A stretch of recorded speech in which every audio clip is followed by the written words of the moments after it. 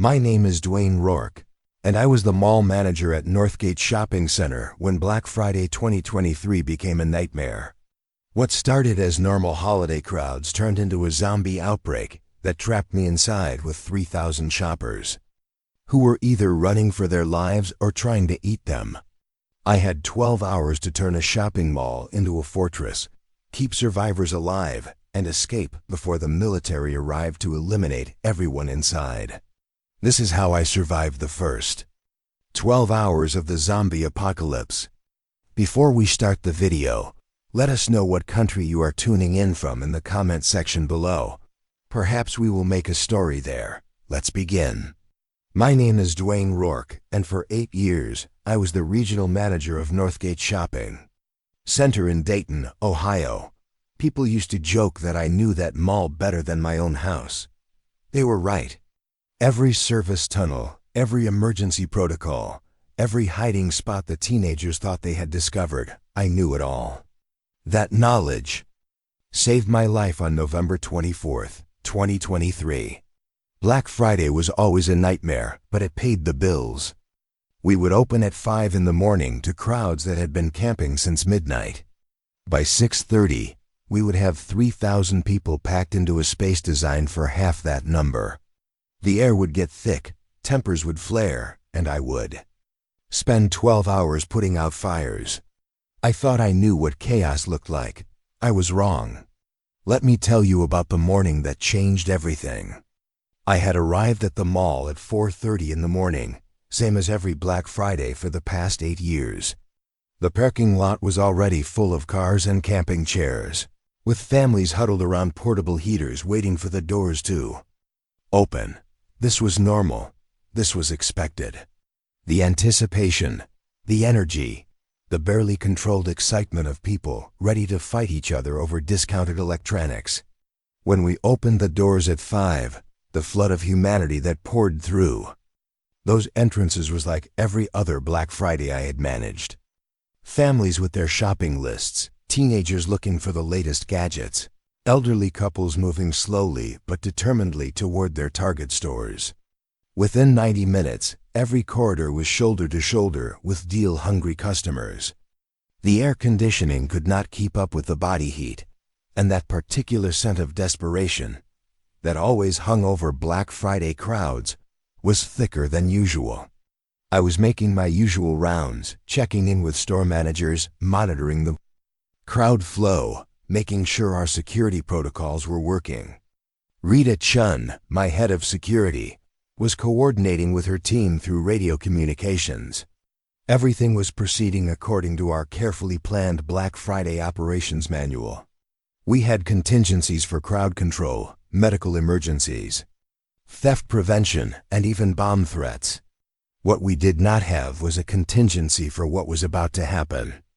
At 6:47 in the morning, I was walking past Spencer's when I heard Rita's voice crackle through my radio.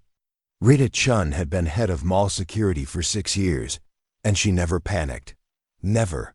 She was the most level-headed person I knew, someone who could handle drunk teenagers, shoplifting rings, and holiday crowd stampedes without breaking a sweat. So when I heard the tone in her voice, I knew something was seriously wrong. "Dwayne, we have got a situation at GameStop. Multiple people down. I need you here now." The way she said "people down" made my stomach drop. In 8 years of managing Black Friday events, I had dealt with heart attacks, diabetic episodes, slip and fall injuries, and the occasional fistfight over the last discounted television. But there was something in Rita's voice that suggested this was different. This was worse. I pushed through the crowd, using my master keys to unlock the service corridor behind. Hot topic. Most people never realized that the mall had an entire network of maintenance tunnels and employee passages running behind the stores. These corridors were my highway. I could get anywhere in the mall through these hidden routes, avoiding the crowds that clogged the main shopping areas. Over the years, I had walked these tunnels so many times I could navigate them blindfolded.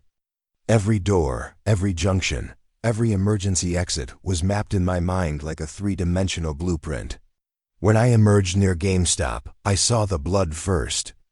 Dark red stains on the white tile floor, scattered in patterns that did not look like a simple fall or collision.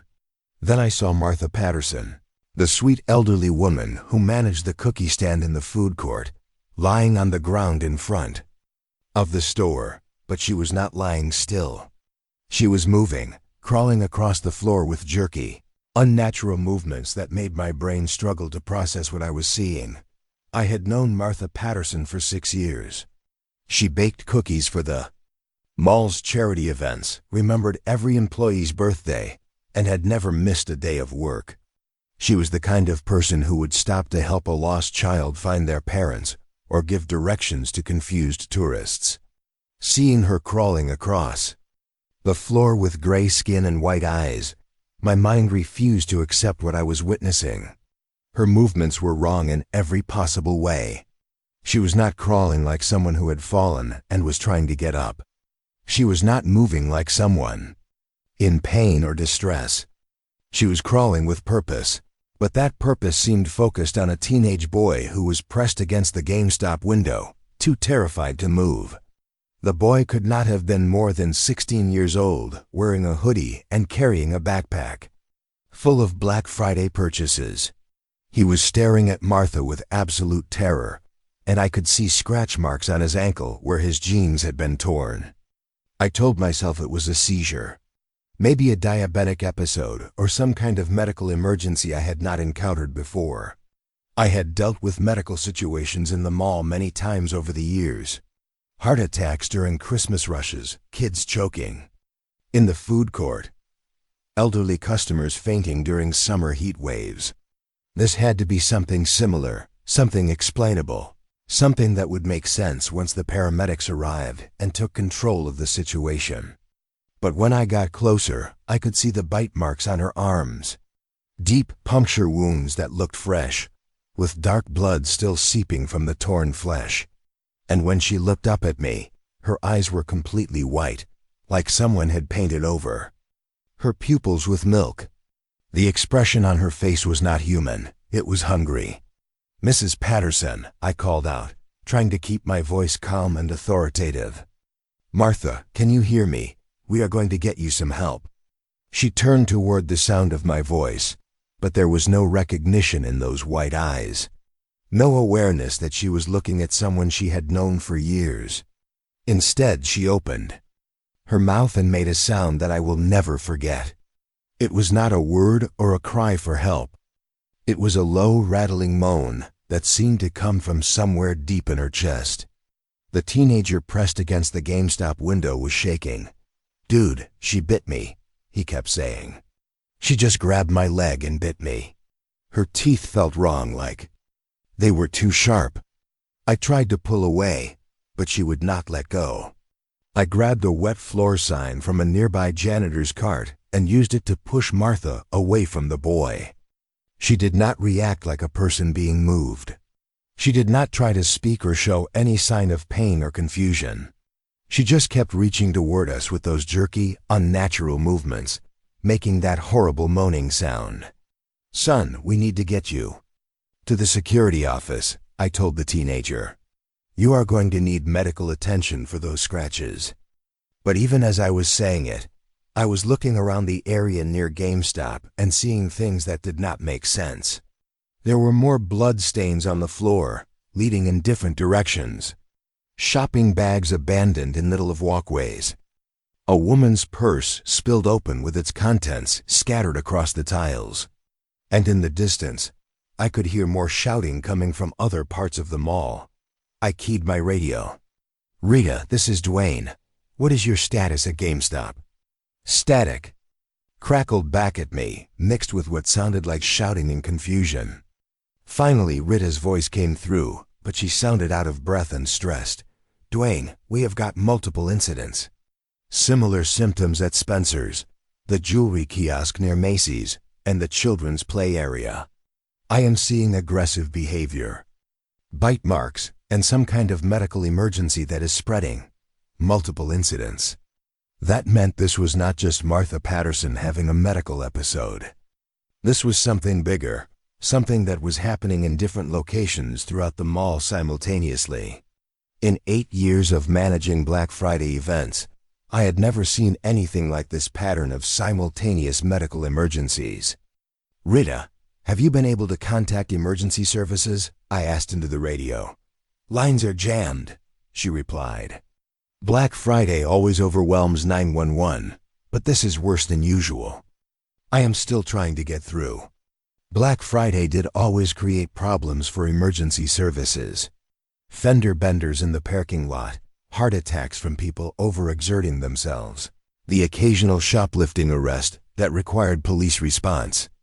But what Rita was describing sounded like something that would require multiple ambulances, maybe even a hazmat team if there was some kind of chemical exposure causing these symptoms.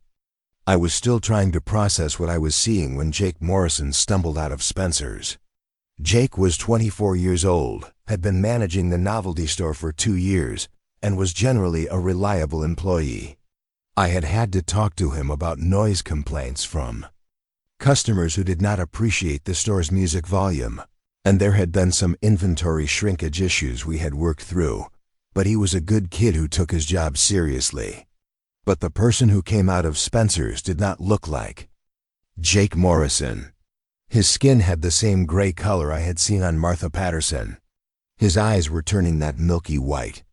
And there was blood on his Spencer's polo shirt, dark stains that looked fresh and wet. When he saw me, he did not call out my name or ask for help. Instead, he made that same low moaning sound I had heard from Martha, and he started moving toward me with the same jerky, unnatural gait. His movements were wrong in the same way Martha's had been wrong. Not like someone who was injured or sick, but like someone who was no longer entirely human. I backed away from Jake, still holding the wet floor sign like some kind of improvised weapon. "Jake, buddy, you need to stay back. We are going to get you some medical help." But Jake was not listening. He was not responding to his name or showing any sign that he recognized me. He just kept approaching with that hungry expression, reaching out with hands that had dark stains under the fingernails. That is when I realized that whatever was happening to people in my mall was not a medical emergency in any conventional sense. This was something else entirely. Something that was turning people I knew, people I worked with every day, into something that wanted to hurt other people. I swung the wet floor sign at Jake's head. Not to injure him, but to knock him down so we could restrain him and get him medical attention. But when the metal sign connected with his skull, there was an awful cracking sound, and Jake dropped to the floor immediately. He did not get back up. He did not move. And I realized that I had just killed someone I had known for 2 years. The teenager who had been bitten by Martha was staring at me with wide eyes. "Dude, you just killed him." "He was not," I started to say, but I could not finish the sentence, because I was not sure what Jake had been. He had looked like Jake Morrison, but he had not acted like Jake Morrison. He had acted like something else wearing Jake's face. That is when the screaming started in earnest. Not the usual Black Friday shouting and excitement, but pure terror. The sound was coming from the food court, from JCPenney, from what seemed like everywhere at once. People were running in all directions, abandoning their carefully planned shopping routes and their carts full of Black Friday deals. The organized crowd control we had spent weeks planning was collapsing in minutes. I keyed my radio again. "Security. Team, this is Dwayne. We need to initiate lockdown procedures immediately. Close all external exits and implement emergency protocols." But when I looked around the mall, I could see that our emergency protocols were not designed for this situation. Our lockdown procedures assumed we were dealing with a security threat, like an armed individual or a bomb threat. They assumed we were trying to keep something dangerous from getting into the mall. They were not designed for a situation where the danger was already inside, spreading from person to person, turning our customers and employees into something that was no longer human. I grabbed the teenager who had been bitten by Martha. "What is your name, son?" "Tyler," he said, still shaking. "Tyler Morrison." I came here with my friends to get some deals, and that old lady just attacked me out of nowhere. Tyler, I need you to listen to me very carefully. We are going to go to the security office, and we are going to figure out what is happening here. But I need you to stay close to me and do exactly what I say. We started moving toward the security office, using the service corridors to avoid the chaos that was erupting in the main shopping areas. But as we walked through those familiar maintenance tunnels, I could hear the sounds of panic echoing through the walls. Screaming, running footsteps, the crash of merchandise being knocked over as people fled in terror. The service corridors that I had walked thousands of times suddenly felt different. They were no longer just convenient shortcuts for getting around the mall efficiently. They were escape routes. They were hiding places. They were the difference between survival and becoming another victim of whatever was turning people into monsters. When we reached the security office, Rita was already there with 3 other people. Marcus from the electronics store had barricaded himself in the Radio Shack stockroom before making his way to security. Frank and Nancy Henderson, a retired couple from Michigan who had been visiting their daughter for Thanksgiving, had hidden in the Brookstone massage chair display when the chaos started. Frank Henderson had a Purple Heart from Vietnam, and Nancy was a retired nurse. They were not just survivors. They were people with skills we're going to need. Rita, what is our status? I asked as soon as I entered the security office. It is spreading fast, she replied, pointing to the bank of security monitors that covered 90% of the mall. I count at least 40. People showing the same symptoms. Gray skin, white eyes, aggressive behavior toward anyone who gets close. And Dwayne, they are not responding to pain or verbal commands. It is like they are not human anymore. I looked at the monitors and saw scenes that made no sense in the context of a shopping mall. People crawling along the floor in that same jerky manner I had seen from Martha Patterson. Groups of shoppers fleeing in terror from individuals who were pursuing them with that hungry, predatory movement. Blood on the floors in multiple locations. And in the food court, I could see several figures moving among the overturned tables and scattered trays, all of them displaying the same gray skin and unnatural gait. Rita, I need you to tell me honestly. In your professional opinion, what are we dealing with here? Rita Chun had been in law enforcement for 15 years before becoming head of mall security. She had seen domestic violence, drug overdoses, gang activity, and every form of human behavior that could result in violence or medical emergency. If anyone could give me a rational explanation for what we were witnessing, it would be Rita. Dwayne, I have never seen anything like this.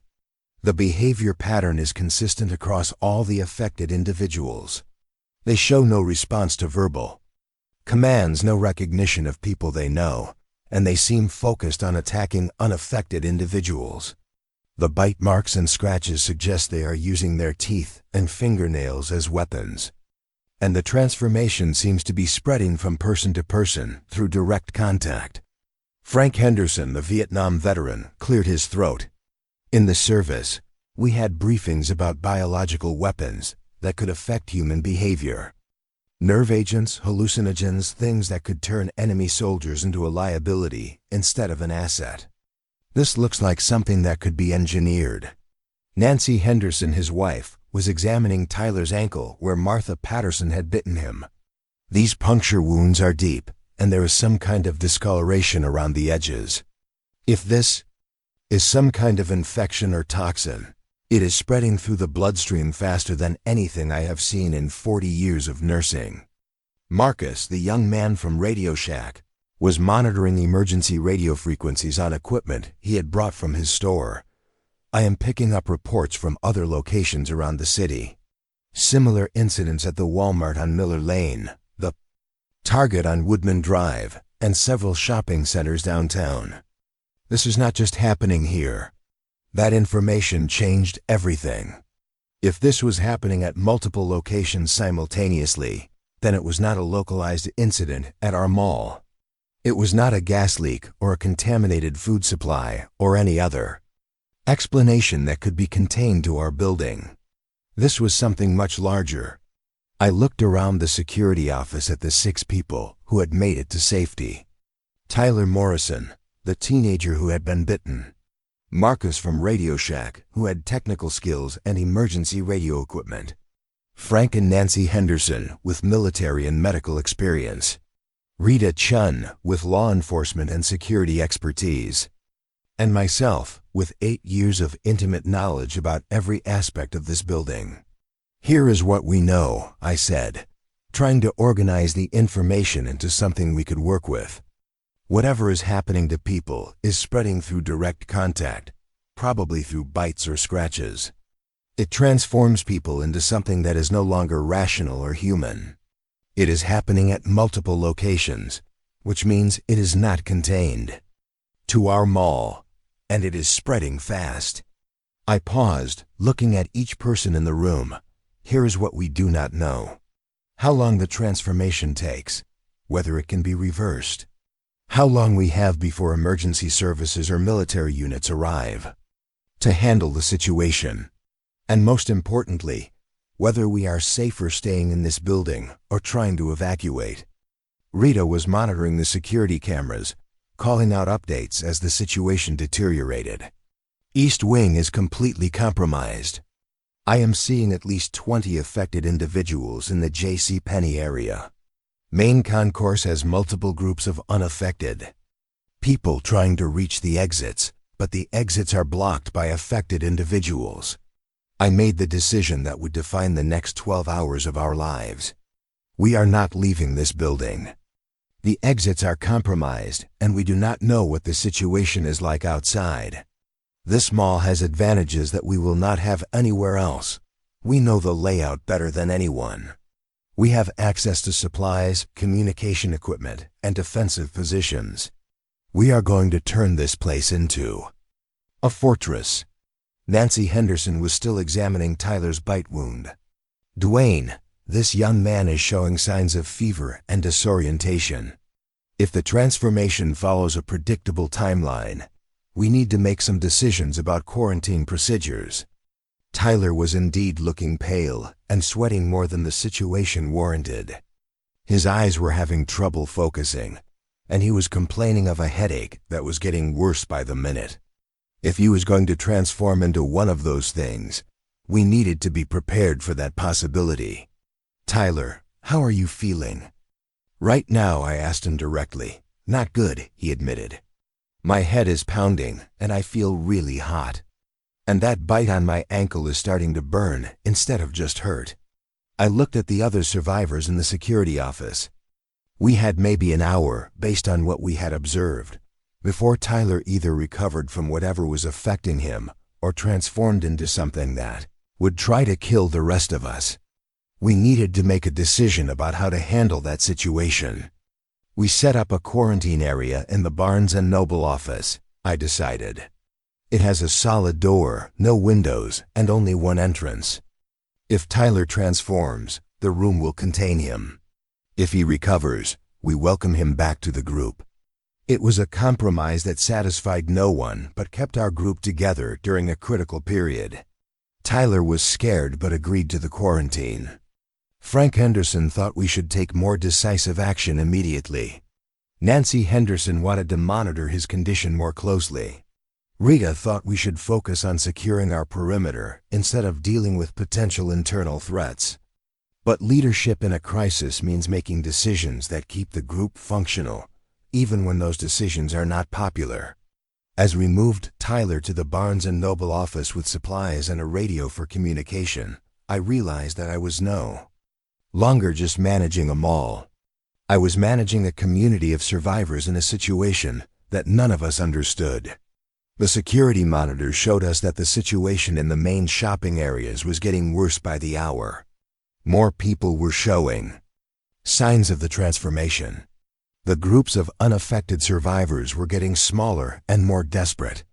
And the infected individuals seemed to be learning, gathering in larger groups and moving with more coordination than we had seen in the early stages. Marcus had been monitoring emergency radio frequencies and military communications.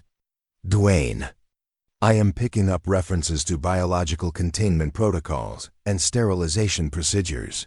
It sounds like higher-level authorities are classifying this as some kind of weapons attack. That information was both encouraging and terrifying. Encouraging because it meant that someone in authority was taking the situation seriously and would eventually send help. Terrifying because military responses to biological weapons attacks typically involve isolating the affected area and eliminating any potential vectors of infection. Rita, what is our current status on exits and perimeter security? I asked. Main entrances are blocked by groups of infected individuals who seem to be attracted to the sound of people trying to escape. Service entrances are partially compromised. Loading dock areas are still secure, but they lead directly into the parking lot where we have no visibility or control. I was starting to understand that our survival was going to depend on knowledge and resources that most people would never think about in a normal situation. The mall's infrastructure, which I had learned over 8 years of daily management, was going to be our primary advantage. The service tunnels that allowed movement without exposure. The storage areas that contained supplies most people did not know existed. The emergency systems that could be used in ways they were never intended for. Marcus, what kind of communication equipment do you have access to from Radio Shack? CB radios, emergency weather radios, some police scanner equipment, and enough batteries to keep everything running for weeks. I also grabbed some basic electronics tools that might be useful for modifying equipment or jury-rigging solutions. Frank, what kind of tactical knowledge do you have that might apply to this situation? Perimeter security, resource management, and small unit tactics. In Vietnam, we learned how to hold defensive positions with limited personnel and supplies. The principles are the same whether you are dealing with enemy soldiers or infected civilians. Nancy, what medical supplies do we have access to? And what can you tell us about treating bite wounds or potential infections? GNC has basic first aid supplies and antibiotics. The Barnes & Noble Cafe has clean water and facilities for sterilizing equipment. Bath & Body Works has alcohol-based hand sanitizers that can serve as antiseptic. But if this is some kind of engineered pathogen, standard medical treatment might not be effective. I was beginning to see how our survival was going to work. Each person in our group had knowledge or skills that contributed to our collective ability to stay alive. My knowledge of the mall's infrastructure and operations, Rita's security and law enforcement experience, Marcus's technical skills, Frank's military training, Nancy's medical background. Even Tyler, if he survived the transformation process, represented someone who had direct experience with the infection. But we also had to face the reality that staying in the mall was not a permanent solution. Eventually, we would run out of supplies or be discovered by infected individuals who found ways to breach our defenses. The question was whether we could survive long enough for outside help to arrive, and whether that outside help would recognize us as survivors rather than potential threats. As I watched the security monitors showing the deteriorating situation throughout the mall, I realized that the next few hours were going to determine whether we lived or died. We had advantages that most survivors would not have. We had supplies, defensible positions, communication equipment, and detailed knowledge of our environment. But we also had infected individuals who knew the mall as well as we did, limited ammunition and weapons, and no way to contact the outside world for help. The transformation of Northgate Shopping Center from a place of commerce into a battlefield was accelerating. What had been a normal Black Friday morning just a few hours earlier was now a fight for survival against people who had been our customers, our employees, and our community members. The familiar corridors and storefronts that I had walked every day for 8 years were becoming a maze of danger and opportunity. And somewhere in the Barnes & Noble office, Tyler Morrison was either fighting off an infection that would kill him or transforming into something that would try to kill the rest of us. The next hour would tell us which direction his condition was heading, and that information would help us understand the rules of the nightmare we were living through. But as I looked around the security office at the other survivors, I realized that we had something most people in this situation would not have. We had each other, we had knowledge, and we had a plan. Whether that would be enough to keep us alive remained to be seen.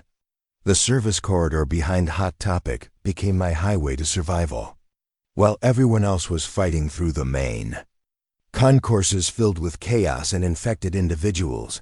I could move unseen through the maintenance areas that most people never knew existed. My first priority was getting back to the security office to assess the full scope of what we were dealing with. The camera system at Northgate covered 90% of the mall, and I needed to see the complete picture before making any strategic decisions. What I saw on those monitors changed everything I thought I knew about crowd control and emergency management. The infected move differently than panicked shoppers. Normal people in crisis situations run toward exits, seek help from authority figures, or try to find safe spaces to hide. But these individuals were not following those patterns. They moved with purpose, but that purpose seemed focused on hunting other people. They followed noise and movement like predators tracking prey. I counted approximately 40 infected in my first systematic sweep of the security cameras, scattered across all 3 levels of the mall, but the number was growing every few minutes. I would watch someone stumble out of a store with bite marks, and within an hour they would be displaying the same gray skin and white eyes as the others. The transformation was following a predictable timeline, which meant we could prepare for what was coming. My radio crackled with Marcus's voice from the Radio Shack. "Dwayne, I have got someone here who needs help." Employee from the electronics store. He barricaded himself in the stockroom when the chaos started. Marcus turned out to be more than just a survivor. He was a smart kid who had immediately understood the severity of the situation and had started gathering resources that would be useful for long-term survival.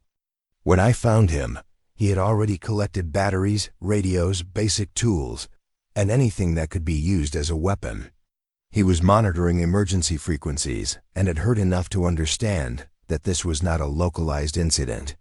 "What are you hearing on the emergency channels?" I asked him as we made our way back to the security office through the service corridors. "It is bad, Dwayne. Reports from multiple locations around the city. Similar incidents at other shopping centers, a hospital, and what sounds like a government facility on the east side. Emergency services are overwhelmed, and I am hearing references to military units being deployed for containment operations." That information was both encouraging and terrifying. Encouraging because it meant someone in authority was taking the situation seriously. Terrifying because military containment operations typically involve isolating affected areas and eliminating potential vectors of infection. We might survive the infected individuals only to be classified as contaminated and eliminated by our own government. When we returned to the security office, Rita had found 3 more survivors. Frank and Nancy Henderson, the retired couple from Michigan, had demonstrated remarkable presence of mind during the initial chaos. Instead of running for the exits like most people, they had immediately sought defensible positions and had been quietly observing the infected individuals to understand their behavior patterns. "They do not respond to verbal commands," Nancy reported in her calm, professional manner.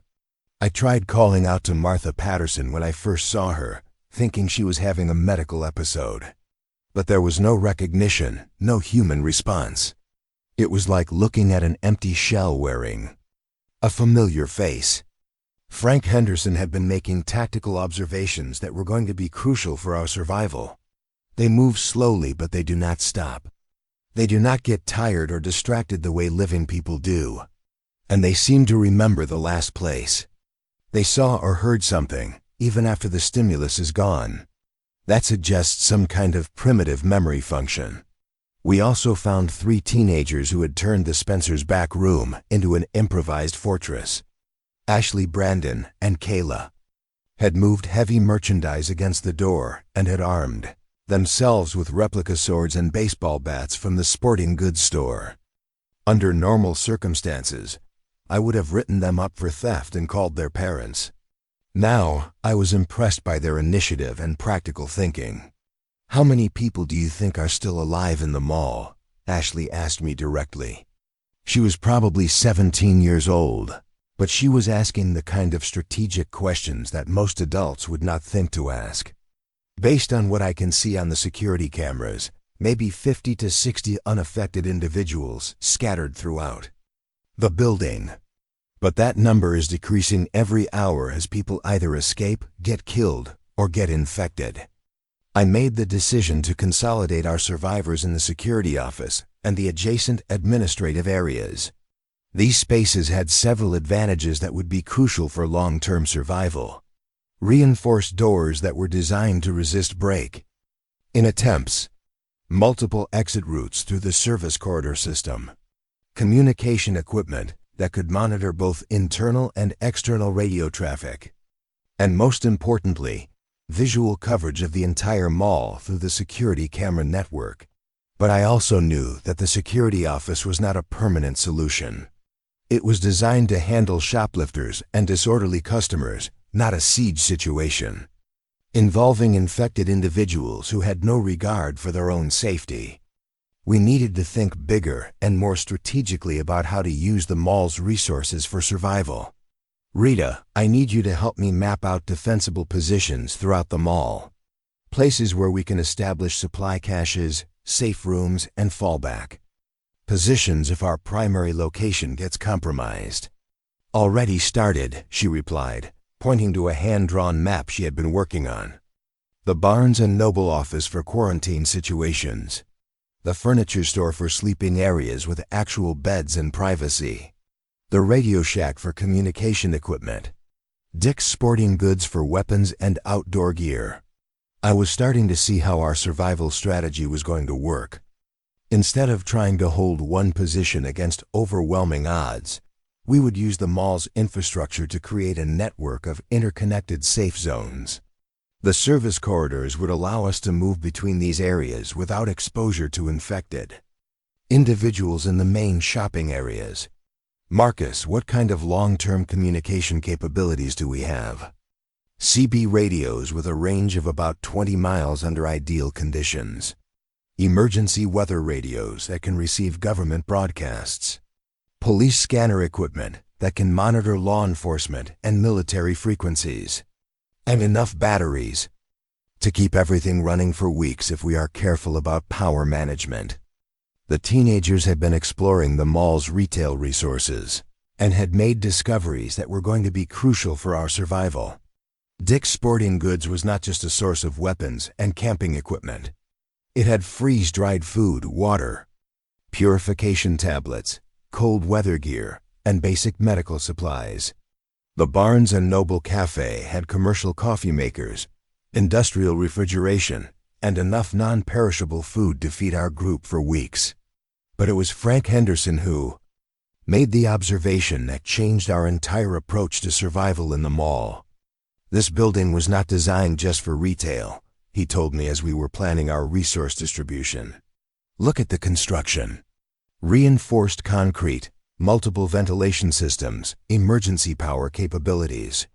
The original architects were planning for more than just shopping." He was right. Northgate had been built in 1987, during the height of Cold War tensions. The original construction included specifications that were intended to allow the building to serve as an emergency shelter if needed. Thick concrete walls, independent backup power systems, and emergency supply storage that was supposed to be updated annually, but had not been touched since 2019. "Frank, are you telling me this mall was designed to be a fallout shelter? Not officially, but the specifications are there. The infrastructure can support a much larger population than just daytime retail staff. Water, power, ventilation, food storage.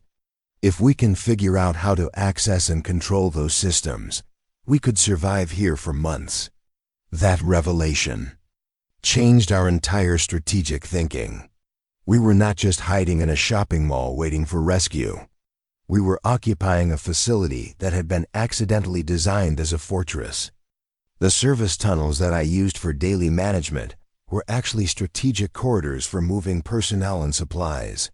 The storage areas that contained seasonal merchandise also contained emergency supplies that most people had forgotten existed.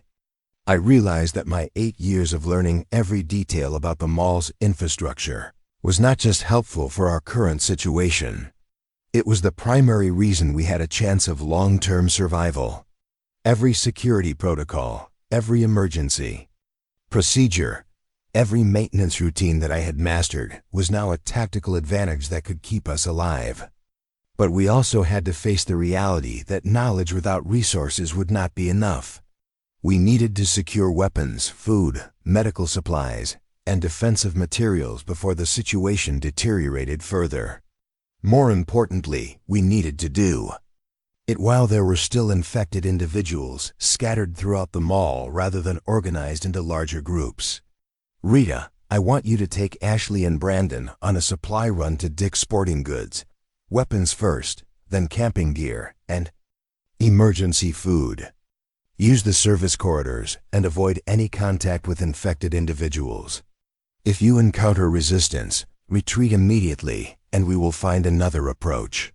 Frank, you and Nancy take Marcus to the Barnes & Noble Cafe and secure as much food and medical supplies as you can carry. Focus on items with long shelf life and things that can be prepared without extensive cooking. Kayla, you are staying with me to monitor the security cameras and maintain radio contact with both teams.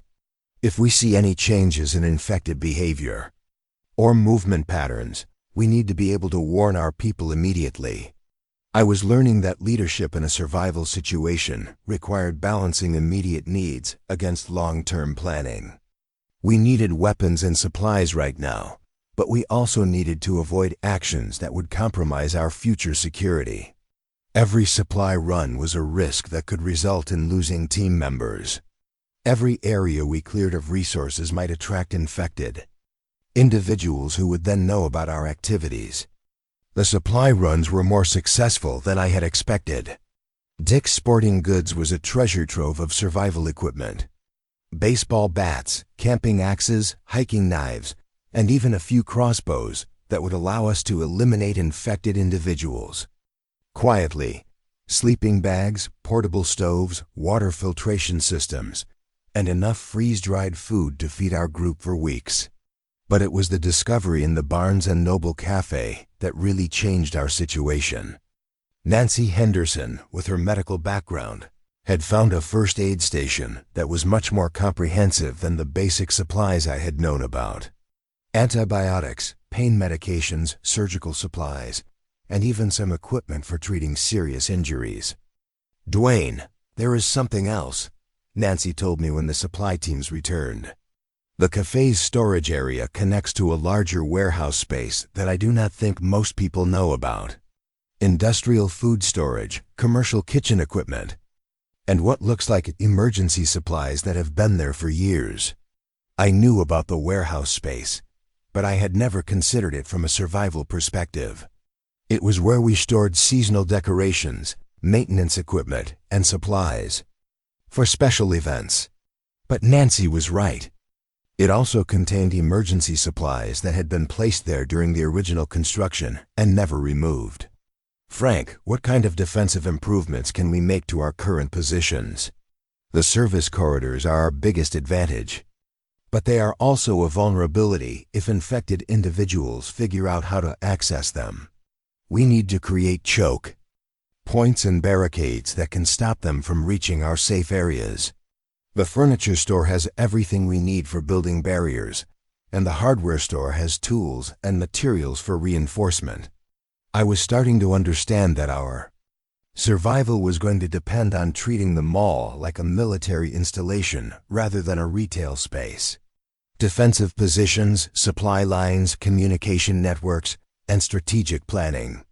My background in retail management was surprisingly relevant, but I had to think about customer flow and crowd control in terms of keeping threats out rather than bringing people in.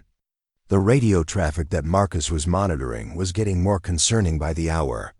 Military units were being deployed to multiple locations around the city. Emergency services were reporting that hospitals and police stations were being overwhelmed. And there were references to containment protocols that suggested authorities were more concerned with preventing the spread of infection than with rescuing survivors. Marcus, are you hearing anything that suggests timeline for when help might arrive? Nothing specific, but it sounds like they are treating this as a biological weapons attack rather than a medical emergency. That means decontamination procedures, quarantine protocols, and elimination of potential vectors.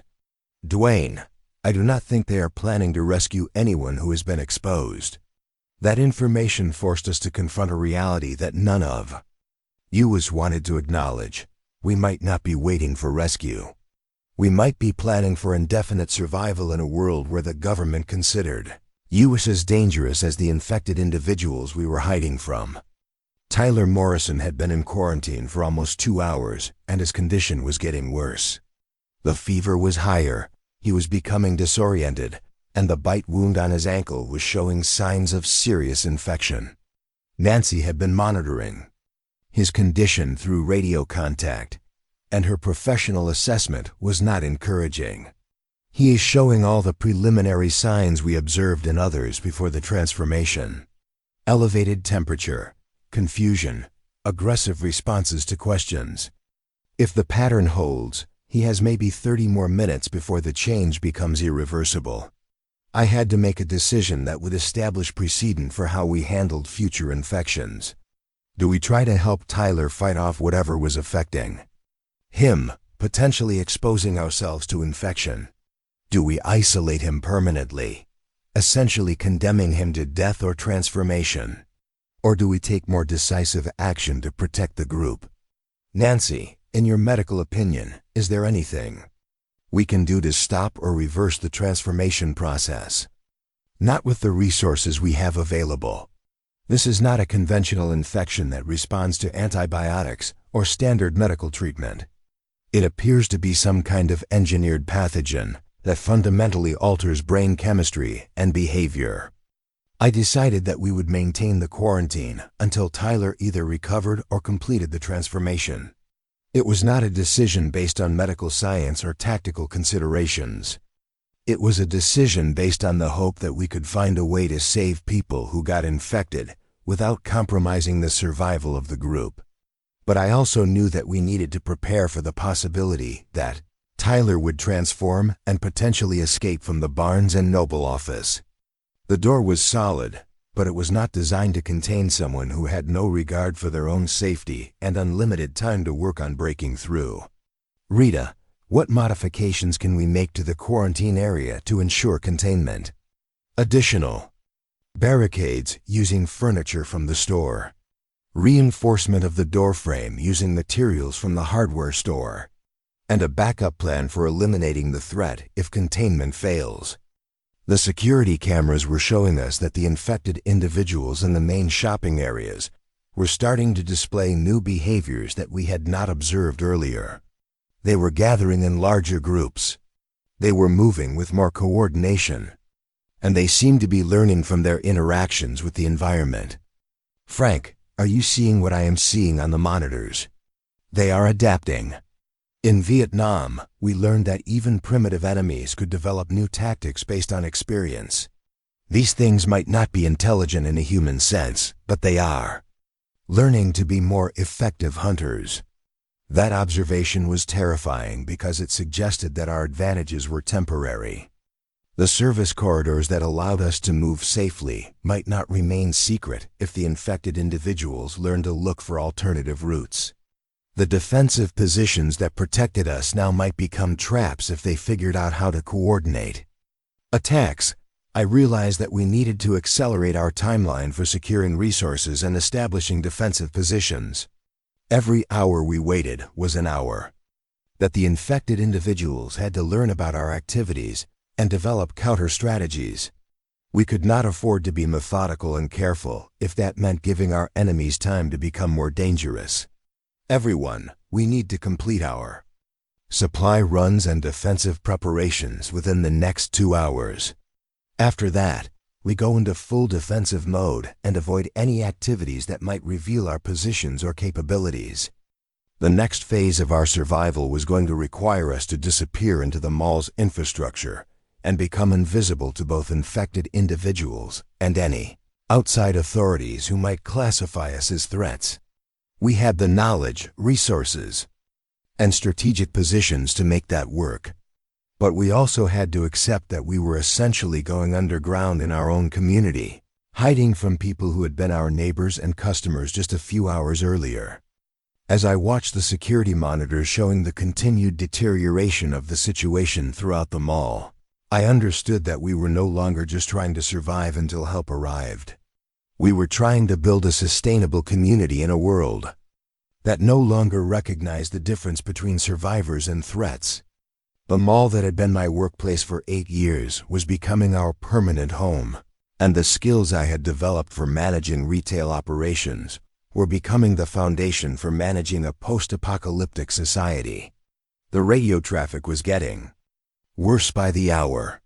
What had started as isolated reports of civil unrest had escalated to coordinated attacks by unknown assailants. By 11 in the morning, emergency broadcasts were calling it a biological emergency and advising people to shelter in place. That was when I knew we were truly on our own. No cavalry was coming to rescue us from Northgate Shopping Center. Tyler Morrison's condition was deteriorating on schedule. We had been checking on him every 15 minutes through radio contact, and the progression was following the same pattern we had observed in others. At 10:45, he was coherent but running a high fever. By 11:15, he was confused and speaking in fragments that did not make complete sense. At 11:30, he stopped responding to his name entirely. The transformation was predictable, which meant we could prepare for what was coming next. Meanwhile, a group of infected had gathered near the JCPenney entrance, drawn by the sound of the automatic doors trying to close against the bodies that were blocking the sensors. The glass was rated for shoplifting prevention and crowd control, not for withstanding repeated impacts from individuals who felt no pain and had unlimited persistence. I watched on the security cameras as hairline cracks started forming from the constant pressure.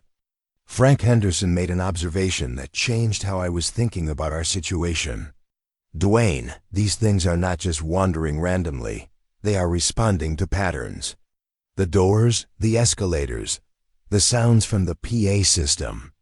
They are learning about the environment faster than we anticipated." He was right.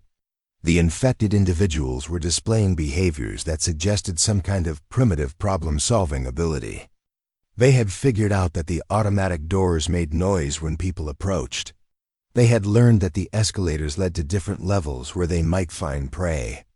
Most concerning, they seemed to be remembering locations where they had encountered living people, even after those people had moved to different areas.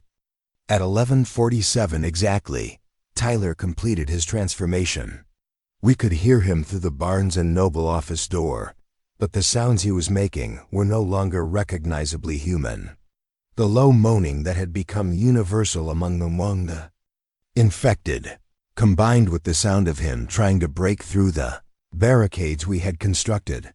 Dr. Nancy Henderson wanted to study his condition to understand the transformation process. Frank Henderson wanted to eliminate the threat immediately. I made the decision to leave him contained but monitor the situation. That decision established our policy for handling future infections. We would quarantine anyone who showed symptoms, maintain containment during the transformation, and preserve them for study if possible. It was not a decision based on scientific curiosity or humanitarian concerns. It was a decision based on the hope that understanding the transformation might help us find ways to reverse it or prevent it in others. But it also meant that we now had a hostile individual trapped in our secure area, constantly working to escape and rejoin the other infected. The Barnes & Noble office door was solid, but it was not designed to contain someone who would never stop trying to break through and had no concern for self-preservation. I realized that every decision we made was establishing precedents for the society we were building. How we handled infected individuals. How we rationed resources from the food court and other stores. How we assigned sleeping areas in the furniture store. How we resolved disputes between group members. I was not just managing a crisis. I was founding a civilization with its own laws, customs, and moral framework. I created a leadership council to share the burden of decision-making and give everyone a voice in our survival strategy. Rita Chun as security chief, responsible for defensive planning and threat assessment. Dr. Nancy Henderson as medical officer, handling health issues and quarantine procedures. Frank Henderson as tactical advisor, providing military expertise for defensive operations. Marcus as communications specialist, monitoring radio traffic and maintaining our equipment. Each person had defined responsibilities, but final authority for major decisions remained centralized with me.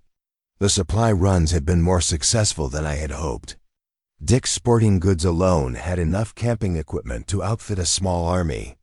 Baseball bats, camping axes, crossbows, sleeping bags, portable stoves, water filtration systems, and freeze-dried food that could feed our group for months. The Barnes & Noble Cafe had industrial coffee makers, commercial refrigeration, and non-perishable supplies that most people never knew existed. But the real treasure was Bath & Body Works, which had alcohol-based hand sanitizers that could serve as antiseptic for treating wounds or as accelerant for starting fires.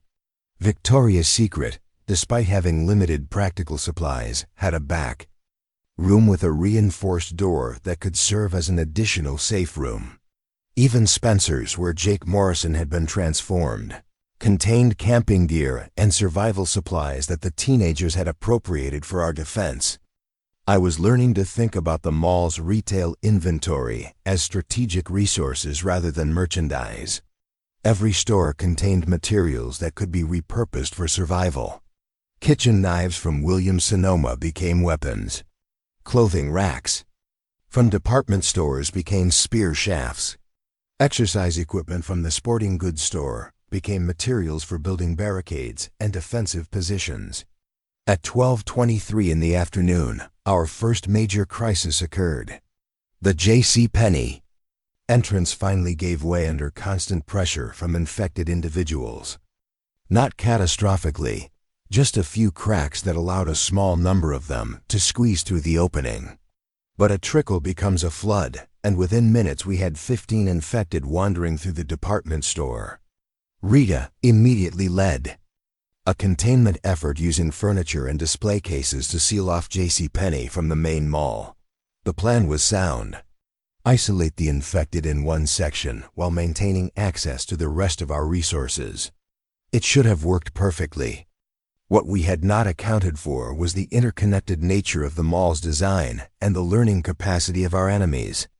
JCPenney connected to the main concourse through 3 different entrances.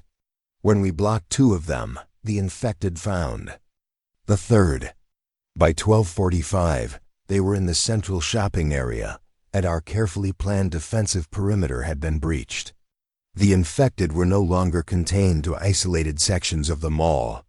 They were in our operational area. That was when I had my first direct combat experience with the infected. 3 of them cornered our supply team near Radio Shack, and I had to use a tire iron from the automotive kiosk to defend our people. The sound of metal connecting with skull is something that stays with you forever.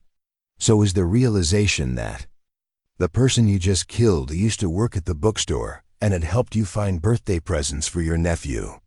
But what struck me most was how the teenagers adapted to violence faster than the adults. Ashley became lethal with a hockey stick, using reach and leverage to eliminate threats without getting close enough to be grabbed. Brandon figured out that infected individuals could not navigate around simple obstacles like shopping carts. allowing him to control their movement and create tactical advantages. Kayla discovered that they lost interest in targets they could not see, even if they could still hear them. Dr. Nancy Henderson had the most difficult time with the violence. She kept trying to find non-lethal solutions, ways to subdue infected individuals without killing them. Her medical training and humanitarian instincts made her want to preserve life even when that life was no longer entirely human. Frank Henderson, on the other hand, adapted too well to the violence. I had to stop him from clearing rooms unnecessarily, from seeking out infected individuals to eliminate, rather than waiting for them to become immediate threats. Both reactions were dangerous in different ways. Nancy's reluctance to use lethal force could get people killed when immediate action was necessary. Frank's eagerness to engage in combat could expose our group to unnecessary risks and reveal our positions to larger groups of infected. Leadership meant finding the balance between these extremes and making sure our response to threats was proportional and strategic. The service corridors remained our secret weapon for mobility and tactical advantage. While infected individuals filled the main shopping areas, we could move freely through the maintenance tunnels that most people never knew existed. I drew detailed maps for everyone, marking safe routes, potential choke points, dead ends, and emergency exits. Knowledge of these hidden passages was the difference between survival and death. Marcus had established radio stations at key locations throughout the mall, creating a communication network that allowed us to coordinate movements and share intelligence without revealing our positions. We could clear infected individuals from specific areas by playing announcements from the PA system in distant sections, drawing them away from our objectives. It was like having our own private military communications network. But our biggest tactical breakthrough was learning to use the mall's sound system as a weapon. A voice announcement in the food court would draw infected individuals away from the main concourse. Music played from speakers near JCPenney would concentrate them in areas where they could not interfere with our operations. We could manipulate their movement patterns by controlling what they heard and when they heard it. Around 1 p.m, we faced our first major moral dilemma. The security cameras showed a family barricaded in the Sears appliance section. 2 parents and a young child who had been hiding since the morning outbreak, and they were running out of food and water. The problem was that reaching them required crossing the main concourse, which was now filled with infected individuals who had learned to recognize the signs of human activity. Dr. Nancy Henderson insisted we had a moral obligation to attempt a rescue. Frank Henderson argued that risking 8 lives to save 3 was tactically unsound and strategically foolish. The teenagers wanted to attempt a rescue because it was the right thing to do, regardless of the tactical considerations. Rita supported a compromise approach that would minimize risk while maximizing the chance of success. I had to make a decision that would define what kind of leader I was going to be and what kind of community we were trying to build. Do we prioritize group survival over individual rescue? Do we take calculated risks to save people who might not survive anyway? Do we maintain our humanity by helping others, or do we preserve our humanity by ensuring the survival of our existing group? I decided on a partial rescue mission. Using noise distractions and the service corridor system, we would get supplies to the family and establish radio communication. We could not extract them safely given the current tactical situation, but we could keep them alive until an opportunity presented itself. It was a compromise that satisfied no one completely, but kept our options open and maintained our moral principles. The mission was more successful than I had expected. Rita led Ashley and Brandon through the service corridors, using smoke grenades from Spencer's novelty section to obscure their movement. They reached the family, delivered supplies, and established radio contact without encountering significant resistance. The family, Jim, Susan, and 8-year-old Emma Peterson, were grateful for the help and understood that immediate extraction was not possible. But the radio intelligence that Marcus was intercepting was becoming more concerning by the hour. Military units were being deployed for what they called containment and sterilization operations. That was military terminology for eliminating everything in a designated area, whether it was infected or not. We had maybe hours before soldiers arrived to clean house, and they might not distinguish between survivors and threats. Emergency broadcasts were indicating that cities nationwide were reporting similar outbreaks. The government was classifying it as a coordinated terrorist attack using biological agents. The media was calling it unexplained aggressive behavior syndrome. We were calling it what it was, a zombie apocalypse that was spreading faster than any containment efforts could control. This information forced us to confront a timeline that was shorter than we had hoped. Should we stay in our secure mall fortress and risk being classified as infected when military units arrived? Should we attempt to evacuate before the military cordon was established, risking the chaos of the outside world where we had no tactical advantages? Should we go deeper into the mall's infrastructure and try to wait out the military operation? I was starting to understand that our success in establishing a defensive perimeter had attracted unwanted attention. The infected individuals were learning our movement patterns and gathering in larger groups near our operational areas. More importantly, our radio communications and our use of the PA system had probably been detected by military monitoring equipment. Frank Henderson made an observation that changed our entire strategic thinking. Dwayne, if they are treating this as a biological weapons attack, then everyone who has been exposed is considered a potential vector for infection. That includes survivors who have been in contact with infected individuals. They are not planning rescue operations. They are planning elimination operations. That meant we were not waiting for rescue.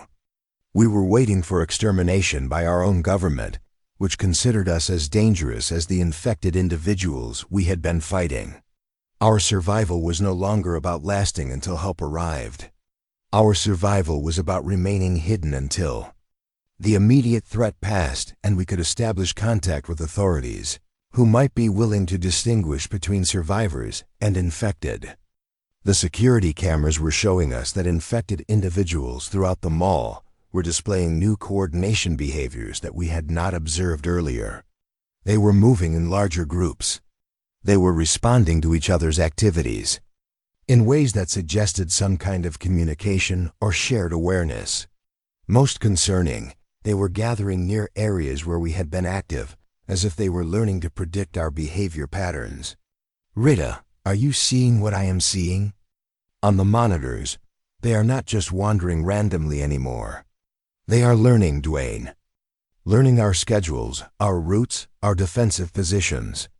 In another few hours, they are going to figure out how to coordinate attacks on our safe areas.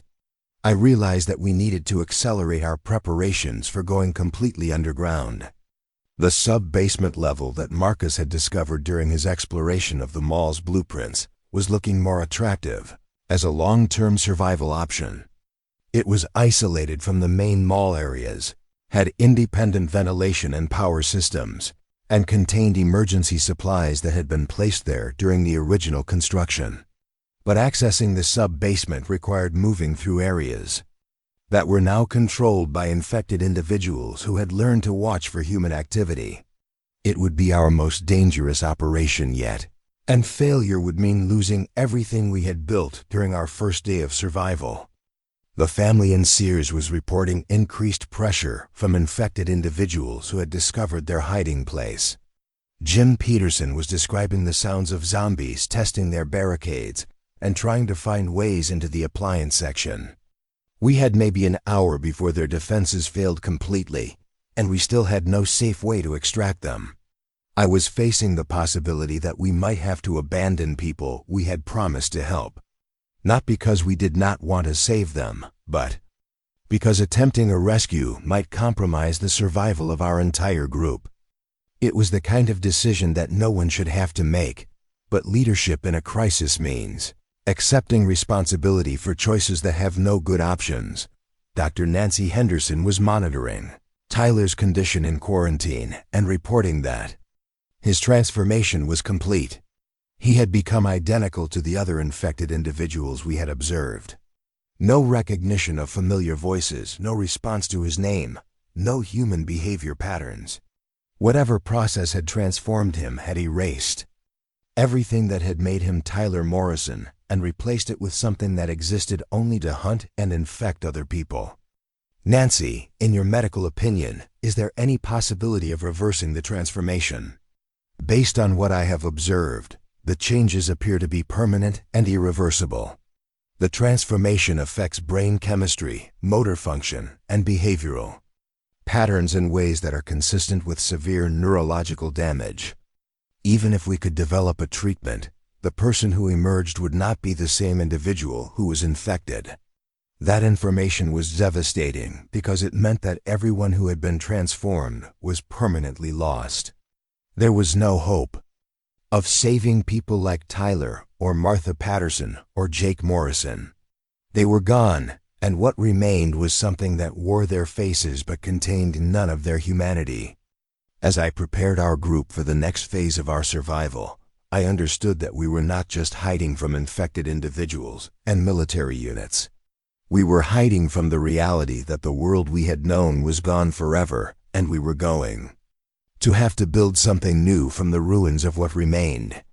The mall that had been my workplace was becoming the foundation for a post-apocalyptic society that would need its own laws, customs, and moral framework. The question was whether we could survive long enough to build that society, and whether the people we saved along the way would be worth the risks we were taking to save them.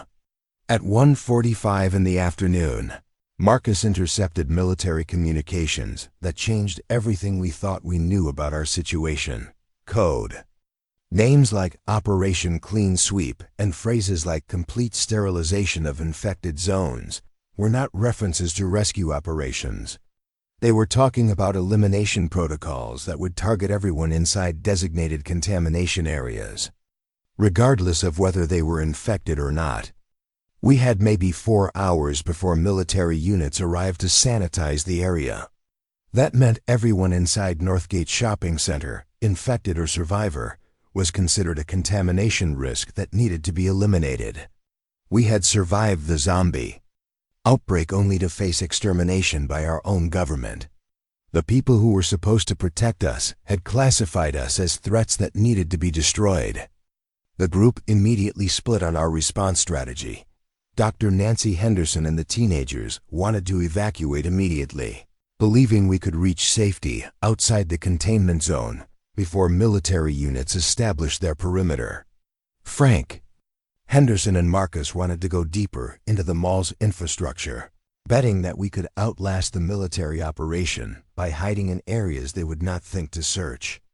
I was caught between two impossible choices: stay and risk being eliminated by soldiers who would not distinguish between survivors and infected. Leave and risk the chaos of the outside world where we had no advantages, no supplies, and no knowledge of the tactical situation. Either choice could result in the death of everyone in our group. The family we had been supporting in Sears was running out of time in more ways than one. Jim Peterson was reporting over radio that infected individuals had found their hiding spot and were testing their barricades. The sounds he described suggested coordinated probing of their defenses, as if the infected were working together to find weaknesses. Susan Peterson was trying to keep 8-year-old Emma calm while their situation deteriorated by the minute. I had to choose between risking our entire group to save 3 people or abandoning them to certain death. Every leadership principle I had learned in 8 years of retail management said you do not sacrifice the many for the few. Every human instinct said you do not let a child die when you might be able to save her. The decision would define what kind of leader I was and what kind of community we were trying to build. I made the call that nearly destroyed our group. Rita would lead a rescue team using our best fighters and our most reliable weapons. They had 30 minutes to extract the Peterson family and return to our secure area. If they were not back by 2:30, we would assume they were lost and proceed with our evacuation or fortification plans without them. Rita took Ashley, Brandon, and Frank Henderson for the extraction team. They had radio contact, smoke grenades from Spencer's novelty section, and a route planned through the service corridors that should have avoided most infected concentrations. It was supposed to be a simple in and out operation using tactics we had proven during our previous supply runs. What we did not know was that the infected had been learning faster than our strategies were evolving. They had started responding to our tactics by gathering in groups and setting what looked like deliberate ambushes. The zombie apocalypse was evolving beyond random wandering and individual hunting behaviors into something that resembled coordinated pack tactics. Rita's team successfully reached the Peterson family and began the extraction without encountering significant resistance. Jim, Susan, and Emma were ready to move, having prepared their essential belongings and mentally prepared for a dangerous journey through infected territory. The first phase of the rescue operation proceeded exactly according to plan. But on the way back to our secure area, they encountered something we had not seen before. A group of 40 infected individuals, blocking their primary escape route through the service corridors. Not wandering randomly or responding to immediate stimuli, but positioned in a way that suggested they had learned to predict our movement patterns and were waiting for us. Rita made a decision that saved the Peterson family and cost her own life. She sealed herself in a service corridor junction, creating a choke point that the infected could not bypass. Her position allowed the others to escape with the family, but it also meant she was trapped with no possibility of extraction. Rita Chun died fighting to give people she had known for less than 6 hours a chance to survive. Her last words over the radio were instructions for resetting the mall security system and a message for her sister in California. She died the way she had lived, thinking about other people first and making sure her sacrifice would have maximum benefit for the group's survival. Rita was our tactical expert, our voice of reason, and our connection to the mall's security infrastructure. Losing her broke something fundamental in our group dynamics. Without Rita, our command structure collapsed into factions with competing priorities and conflicting strategies. Dr. Nancy Henderson blamed me for authorizing the rescue mission that had cost Rita's life. Frank Henderson blamed the Peterson family for needing rescue in the first place. The teenagers blamed themselves for not being strong enough to handle the extraction without adult supervision. Everyone was angry, scared, and looking for someone to take responsibility for our losses. The grief and guilt created a leadership crisis at the worst possible moment. We had military units approaching our location, infected individuals who were learning to counter our tactics, and a group of survivors who no longer trusted each other's judgment. The Peterson family felt responsible for Rita's death. The teenagers questioned whether adults could make better decisions than they could. The older survivors wondered if we were making choices based on emotion rather than logic. I realized that grief was a luxury we could not afford when survival depended on immediate action and clear thinking. Rita's death was a devastating loss, but allowing it to paralyze our decision-making would mean that her sacrifice accomplished nothing. We had to honor her memory by using the time she had bought us to ensure the survival of the people she had died to save. While we were dealing with the emotional aftermath of Rita's death, Marcus made a discovery that changed our entire strategic situation. The mall's original blueprints showed a sub-basement level that had been sealed during the 1995 renovation. It was designed as a fallout shelter during the Cold War, complete with independent ventilation systems, emergency supplies, and reinforced construction that could withstand military bombardment. Getting to the sub-basement required accessing maintenance areas that had not been opened in decades. We found the entrance behind the old Woolworth space, now used for storage of seasonal decorations and maintenance equipment. The air was stale, the lighting was minimal, but the structural integrity was exactly what the blueprints had promised.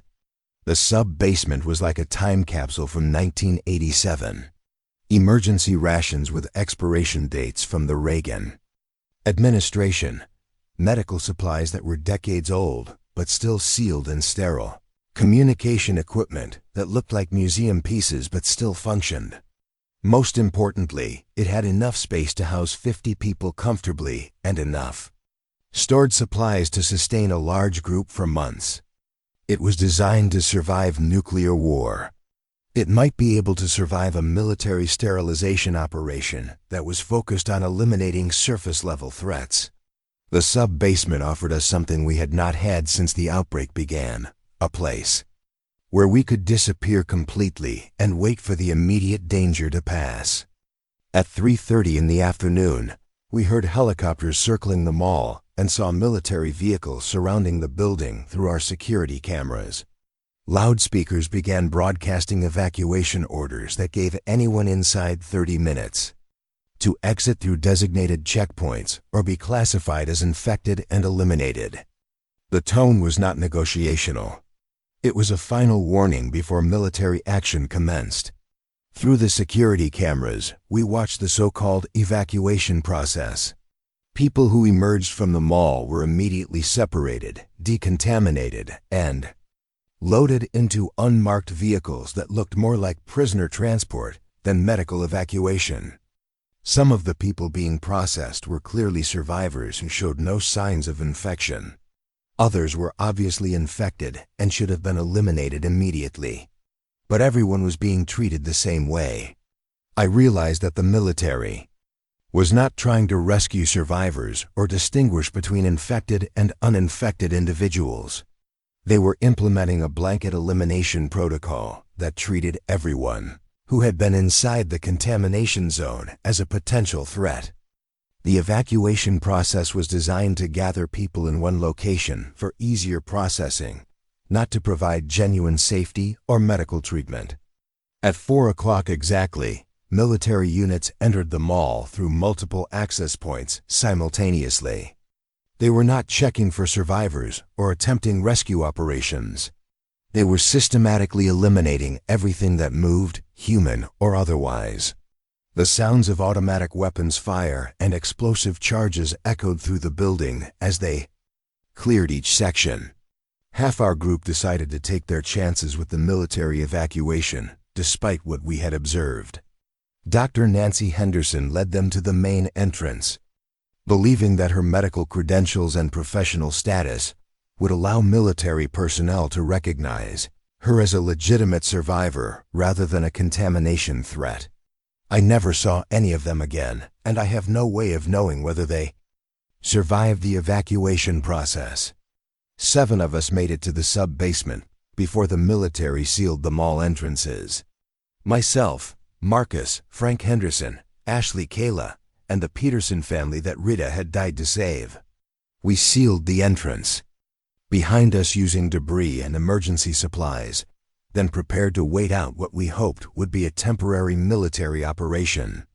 The sub-basement had no connection to the mall's security system or communication networks. We were completely cut off from the outside world, relying on decades-old emergency radio equipment and our own limited supplies.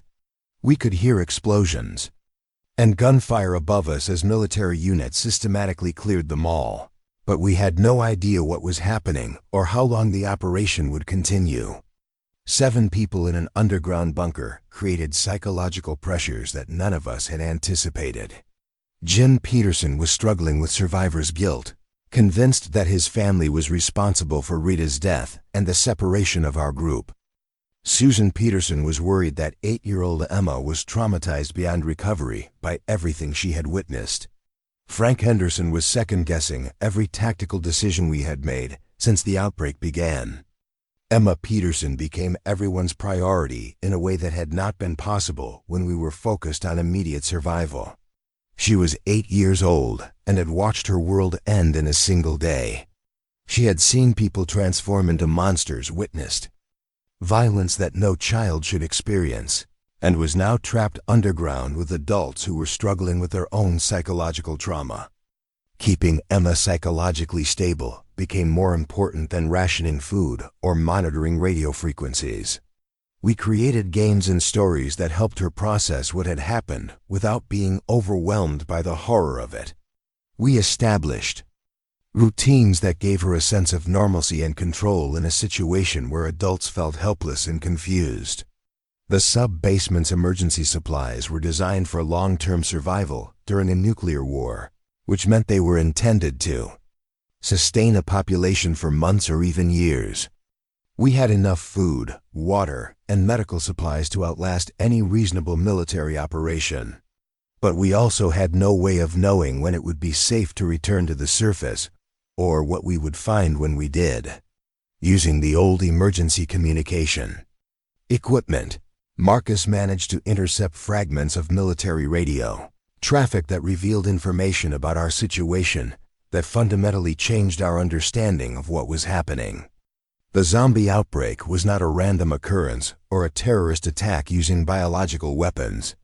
It was a containment failure from a classified government research facility. The military units were not just cleaning up infected individuals and eliminating potential vectors of transmission. They were systematically destroying evidence of a biological weapons program that had gone catastrophically wrong. Every survivor who might be able to testify about what really happened was being classified as infected and eliminated to prevent information about the government's role from becoming public. This revelation explained why the evacuation process was actually an elimination process. It explained why military units were treating obviously uninfected survivors as threats that needed to be destroyed. It explained why communication networks had been cut and why no legitimate rescue operations were being conducted. The government was covering up its own responsibility for the outbreak by eliminating everyone who could serve as a witness. We had maybe 2 hours before the military finished their sterilization operation and moved on to other infected zones. After that, the mall would be sealed permanently with concrete and steel barriers, and anyone still inside would be left to die, slowly from starvation or suffocation. Our window for escape was closing rapidly, and we still had no safe way to reach the outside world. Getting out would require evading military patrols that were specifically looking for survivors to eliminate. It would require navigating through a mall that had been partially destroyed by combat operations and explosive charges.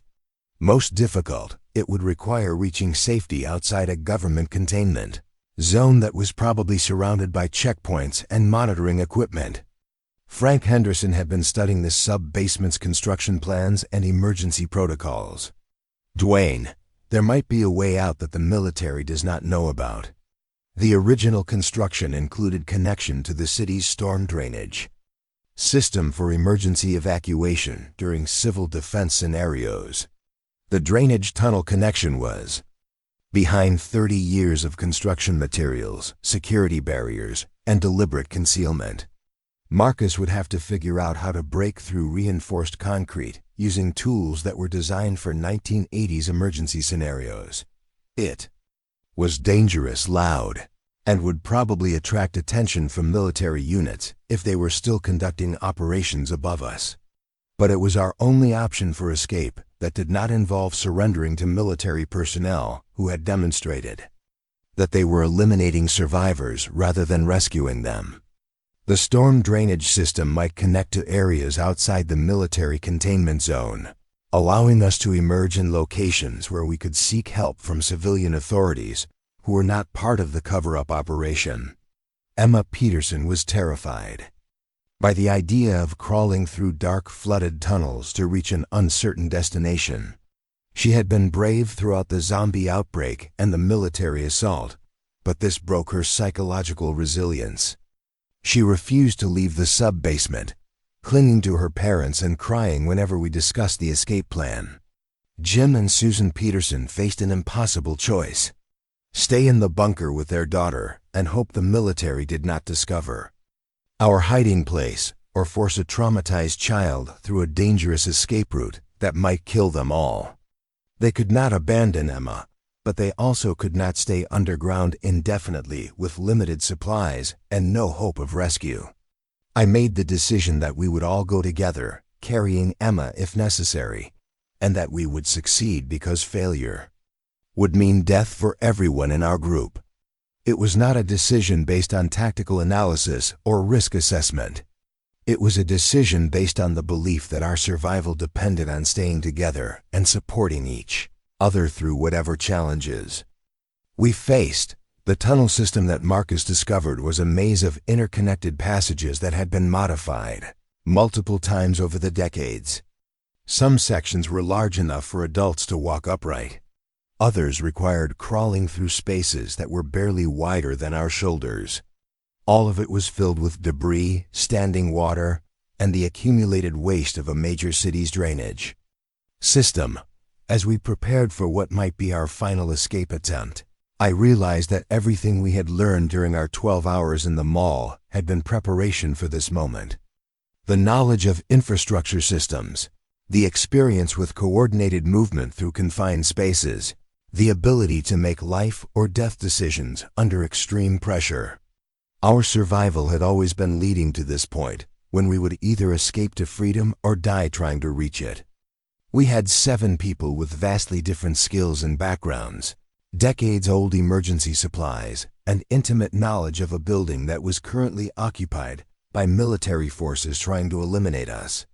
Frank Henderson had combat experience from Vietnam but was 68 years old and dealing with the psychological trauma of losing Rita. Marcus had technical skills for electronics and communications, but no tactical training for evading military patrols.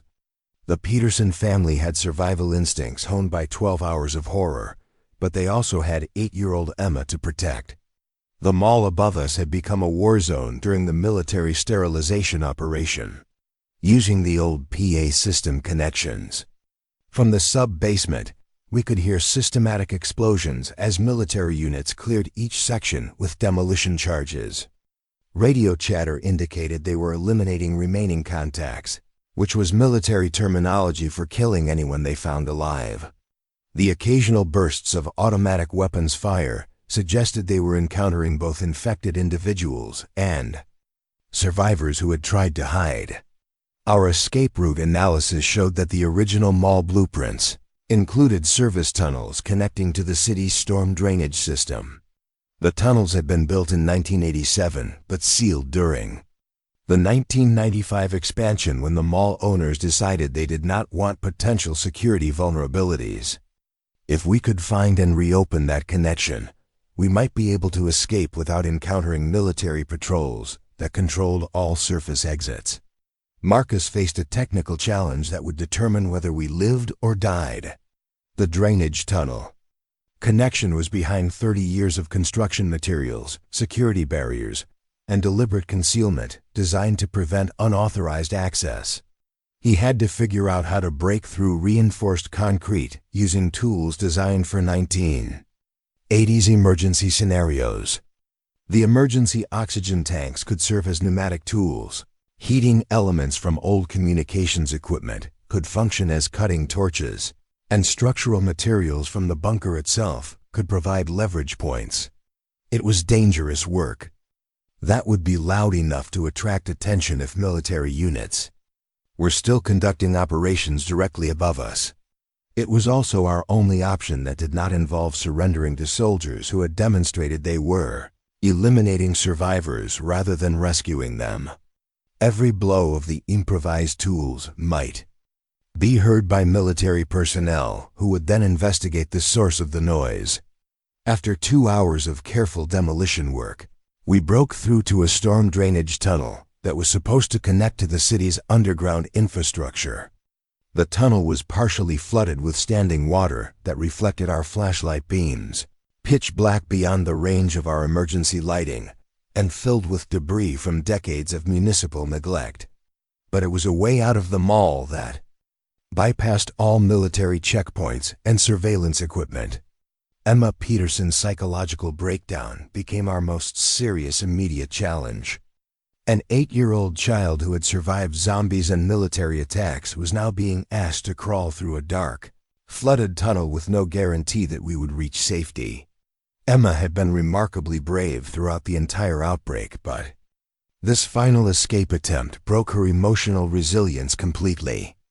She refused to leave the sub-basement and clung to her parents whenever we discussed the tunnel route. Jin and Susan Peterson faced a dilemma that no parent should ever encounter. Stay in the bunker with their daughter and hope the military did not discover our hiding place, knowing that our food and water would eventually run out. Force a traumatized child through a dangerous escape route that involved crawling through drainage systems that might collapse, flood, or lead to dead ends. Leave Emma with someone else while they scouted the route. Separating the family when staying together had been their primary survival strategy. I made the decision that we would all go together, carrying Emma when necessary, and that we would succeed because failure was not an option we could afford to consider. It was not a decision based on tactical analysis of our success probability or risk assessment of the various dangers we would face. It was a decision based on the understanding that our survival as a group depended on maintaining our unity and supporting each other through whatever challenges remained. The storm drain tunnel system was a complex maze that had been modified multiple times over the decades as the city's infrastructure expanded and changed. Some sections were large enough for adults to walk through without difficulty. Others required crawling through spaces that were barely wider than our shoulders, with sharp edges and protruding debris that could cause serious injuries. All of it was filled with standing water, accumulated sediment, and the various materials that urban drainage systems collect over years of operation. Navigation in complete darkness became our primary challenge once we entered the tunnel system. We had flashlights from the sub-basement's emergency supplies, but the tunnel system extended in multiple directions without clear indicators of which routes led toward the surface and which led deeper underground. Frank Henderson used military land navigation techniques, but underground everything looked identical, and traditional compass bearings were meaningless. Emma had to be carried through the worst sections where the tunnels were too narrow for her to crawl safely or where the water was too deep for someone her size to navigate. Ashley and Kayla took turns creating a relay system that kept our most vulnerable group member moving while maintaining our overall pace through the escape route. Every minute we spent in the tunnels was a minute that military units might discover our escape route and pursue us underground. The tunnel system took us through infrastructure that most people never see or think about. Storm drains, sewage lines, utility corridors, and maintenance areas that formed the hidden foundation of urban civilization. We were crawling through the circulatory system of a major city, following routes that had been planned by engineers decades earlier, who never imagined their work would serve as escape routes during a government cover-up operation. When we finally found a tunnel exit, we had no idea where we were in relation to the mall or the military containment zone. The tunnel system had taken us through the underground infrastructure of Dayton, but distances were distorted and directions were confused. When you are crawling through pipes and drainage channels, we could be 2 blocks from the mall or 2 miles away. We could be inside the military perimeter or safely outside their operational area. Frank Henderson went to the surface first to assess our tactical situation.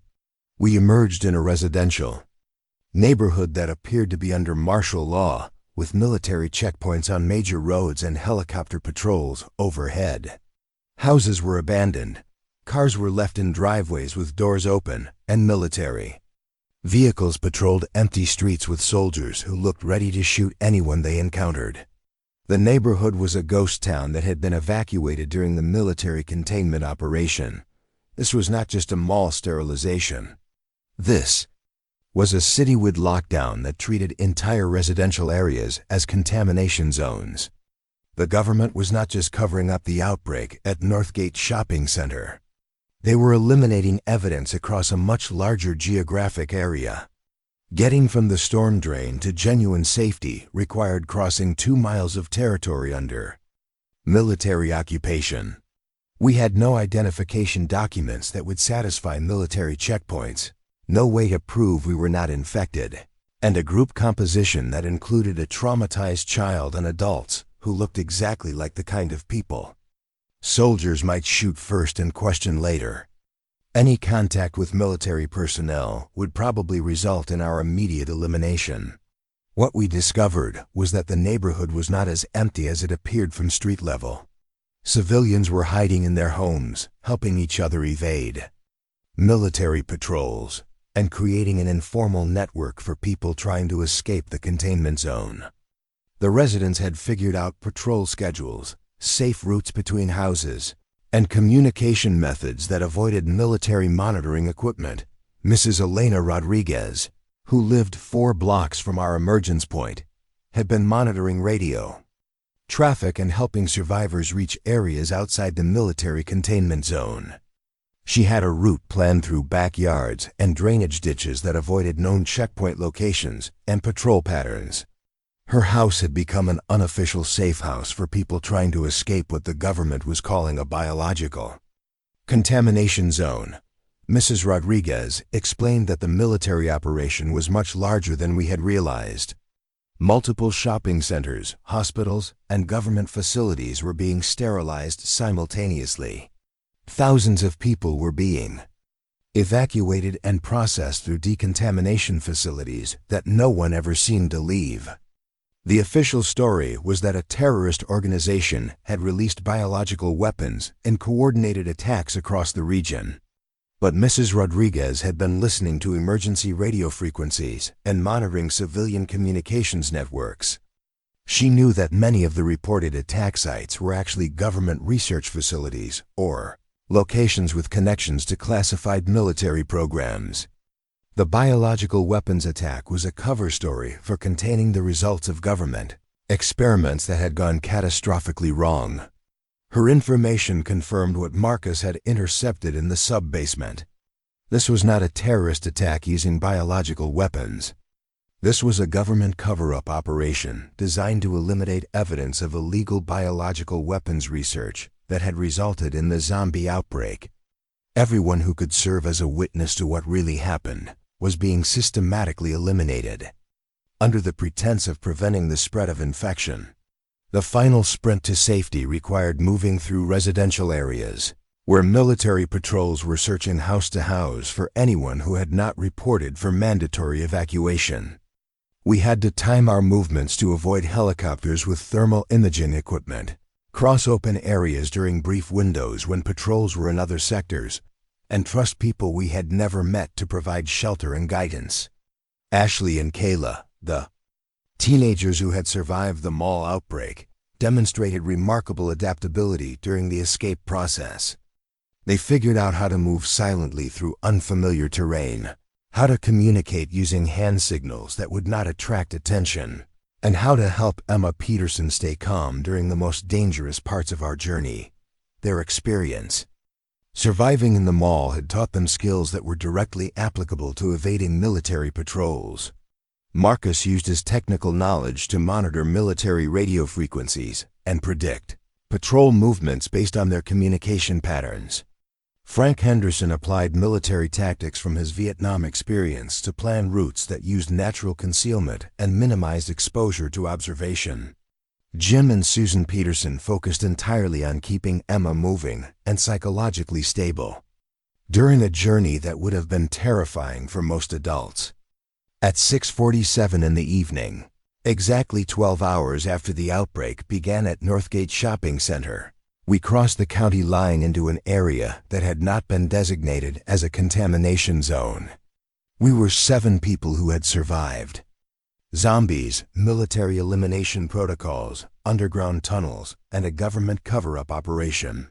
We had made it to safety, but we had also learned that safety was a relative concept in a world where our own government was willing to eliminate civilians to protect classified information. The county sheriff's department treated us as refugees from a biological weapons attack rather than potential contamination vectors. They provided medical attention, temporary shelter, and assistants contacting family members who could verify our identities and provide support. But they also made it clear that our testimony about what had happened at the mall would not be welcomed by higher-level authorities. We learned that the official story was already being established through media reports and government statements. Coordinated terrorist attacks using biological weapons had been successfully contained through rapid military intervention. Casualties were minimal due to effective emergency response procedures.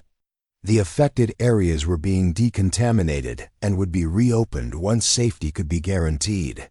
No mention of survivors who had witnessed government personnel eliminating uninfected civilians.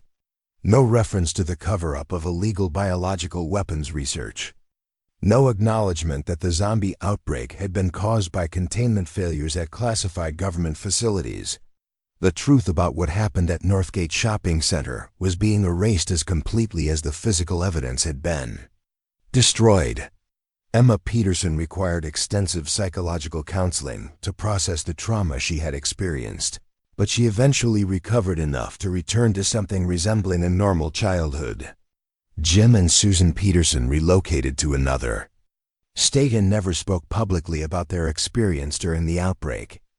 Ashley and Kayla graduated from high school and went to college, but they never forgot the survival skills they had learned during 12 hours that changed their understanding of what human beings are capable of doing to each other. Marcus used his technical knowledge to establish a career in cybersecurity, specializing in protecting information from government surveillance and corporate data collection. Frank Henderson returned to his retirement, but maintained contact with veteran organizations that monitor government activities and advocate for transparency in military operations. Both of them understood that their survival had given them responsibilities to ensure that similar cover-up operations could not succeed in the future. I spent months trying to contact families of people who had been in the mall during the outbreak, hoping to find other survivors or at least provide closure for people whose loved ones had disappeared. What I discovered was that the government had created false death certificates, fabricated explanations for missing persons, and systematically destroyed any records that might contradict the official story about what happened. Rita Chun's sister in California received notification that Rita had died heroically while helping evacuate civilians during a terrorist attack. Martha Patterson's family was told she had been killed by biological weapons before emergency responders could provide medical treatment. Jake Morrison's parents were informed that their son had died trying to protect customers from armed terrorists who had attacked the mall. All of these explanations were lies designed to prevent families from asking questions about what really happened to their loved ones.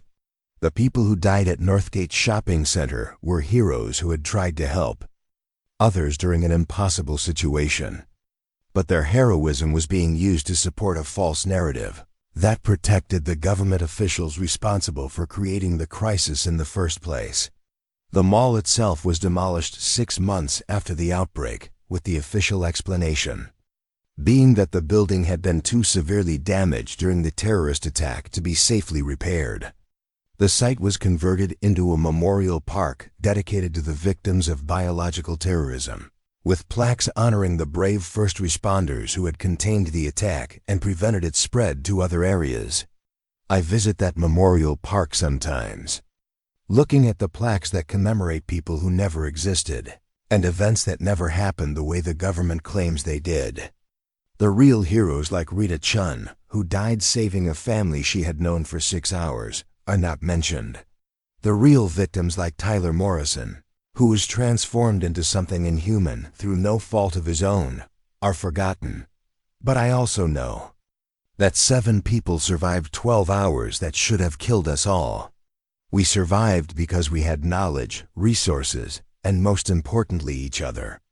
We survived because a mall manager who knew every service tunnel, a security chief who understood tactical thinking, a communications specialist who could monitor radio frequencies, a Vietnam veteran who had experience with defensive operations, a retired nurse who could treat injuries and manage medical emergencies, and 3 teenagers who could adapt to violence and chaos faster than the adults around them.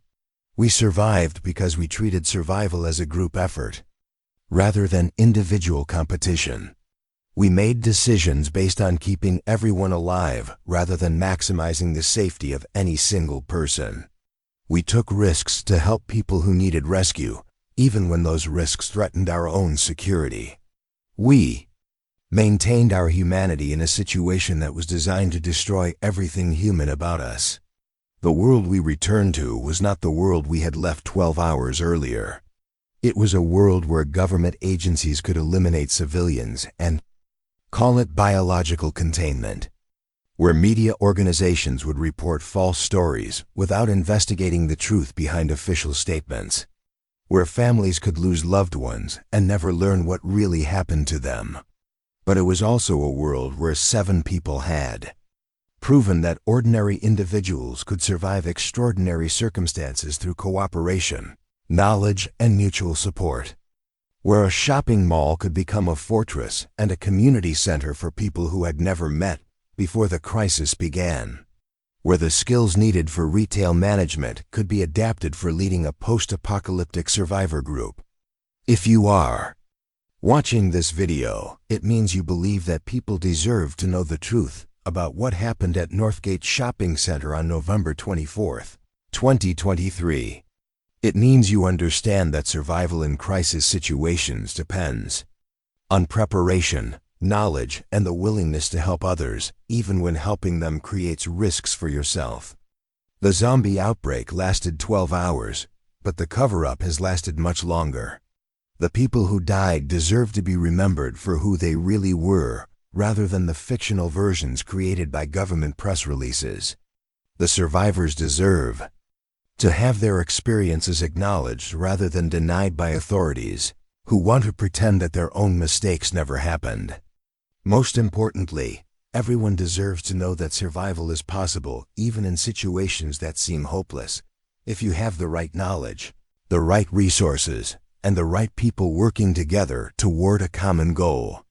The mall that was my workplace for 8 years became a fortress, a community center, and ultimately a launching point for escape to freedom. That knowledge might save your life someday, in a crisis that no one expects and everyone hopes will never happen.